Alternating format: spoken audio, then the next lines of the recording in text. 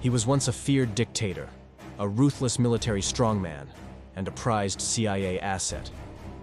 But in the end, he died alone in a prison hospital bed, forgotten, disgraced, and stripped of all power. This is the dramatic story of Manuel Noriega, the man who played both sides of the Cold War, terrorized a nation, and ultimately paid the price.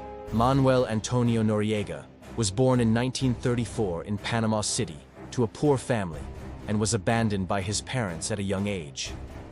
Raised by relatives in a tough neighborhood, Noriega's early life was marked by hardship and the desire to escape poverty. He found his way out through the military, earning a scholarship to the Peruvian Military Academy. But it was his training at the US-run School of the Americas, notorious for producing some of Latin America's most brutal leaders, that truly transformed him. Noriega became a rising star in Panama's National Guard. In the 1970s, under General Omar Torrijos, he was appointed Chief of Military Intelligence. Quietly and methodically, he built a vast surveillance network, infiltrated political opposition, and created secret files on almost every figure of power in Panama. His ruthlessness was matched only by his ambition, and the CIA took notice. During the Cold War, Noriega was seen as a strategic asset. He provided valuable intelligence on Central American insurgent groups, supported US covert operations, and even allowed Panama to be used as a base for anti-communist missions. In return, Washington turned a blind eye to his corruption. The CIA funneled hundreds of thousands of dollars to Noriega, despite growing evidence that he was also collaborating with drug cartels and suppressing democratic movements in his country.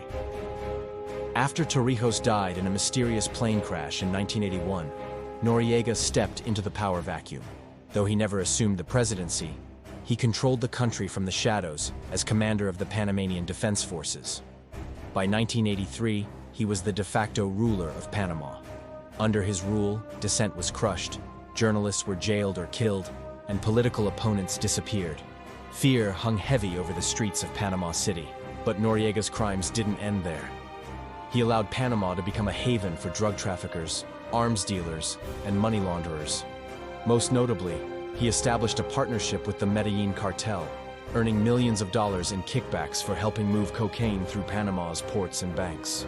Meanwhile, his personal fortune grew, hidden in foreign accounts and laundered through shady shell companies. Despite mounting pressure, the US continued to support Noriega throughout much of the 1980s. He was, after all, their man in the region. But his behavior became increasingly erratic. He accused the US of imperialism, rigged elections in full view of international observers, and brutally repressed student protests. Then, in 1988, a US grand jury indicted Noriega on federal drug trafficking charges. From that moment, his days were numbered. Tensions peaked in December 1989. A US Marine was killed by Panamanian troops at a checkpoint, and Noriega declared his country to be in a state of war with the United States. President George H.W. Bush responded swiftly, launching Operation Just Cause, a full-scale invasion of Panama involving over 20,000 US troops. The mission was clear: capture Noriega, restore democracy, and protect American interests. The invasion was brutal. Explosions rocked Panama City, civilians were caught in the crossfire, and neighborhoods were reduced to rubble. Noriega went into hiding, eventually seeking refuge in the Vatican embassy. What followed was one of the most surreal moments in military history. US forces surrounded the embassy and blasted heavy metal music day and night.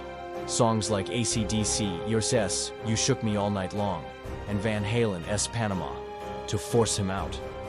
After 10 days of psychological warfare, Noriega surrendered. He was flown to Miami under armed guard, where he stood trial in federal court. In 1992, he was convicted of drug trafficking, money laundering, and racketeering. The man who once ruled a nation was now reduced to inmate Jur 38699-079, sentenced to 40 years in prison. But Noriega's journey through the justice system wasn't over. After serving 17 years in the US, he was extradited to France, where he faced additional charges of laundering cartel money through Paris banks. There, too, he was convicted. Finally, in 2011, he was sent back to Panama to serve time for crimes committed during his brutal regime: murders, disappearances, and human rights abuses. In prison, Noriega faded into obscurity. Once known as the Pineapple for his pockmarked face and iron rule, he became a frail, forgotten man shuffling through the corridors of a Panamanian cell. He died in 2017 after complications from brain surgery. His end, as unceremonious as his downfall, was dramatic. The legacy of Manuel Noriega remains controversial. Some remember him as a nationalist who stood up to U.S. intervention.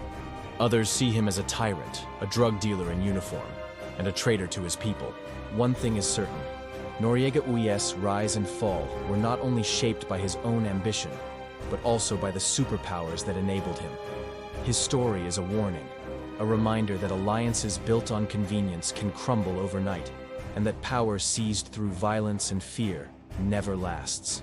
From the heights of international influence to the depths of solitary confinement, Manuel Noriega's life was a tragic tale of how absolute power, when left unchecked, leads only to ruin.